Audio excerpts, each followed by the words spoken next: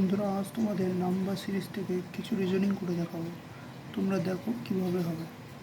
এখানে 27 থেকে 30-এর মধ্যে গ্যাপ হচ্ছে 3। একইভাবে 30 থেকে 37-এর মধ্যে গ্যাপ হচ্ছে 7।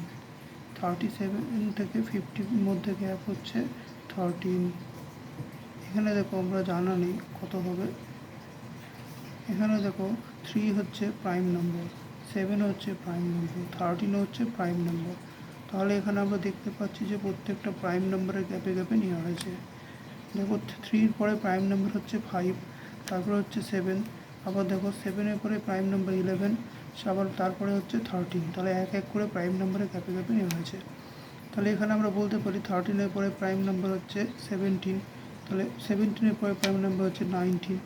সুতরাং 50-এর সাথে 19 যোগ করলে হবে 69, এবং 69-এর পরে দেখো 19-এর পরে প্রাইম নাম্বার হচ্ছে 23, 23 পরে হচ্ছে 29। তাহলে 69-এর সাথে 29 অ্যাড করলে পরে 98 হয়। তাহলে এখানে অ্যান্সার হবে অপশান নম্বর 69 অ্যান্সার হবে, এবং অপশান নম্বর 3 হবে অ্যান্সার।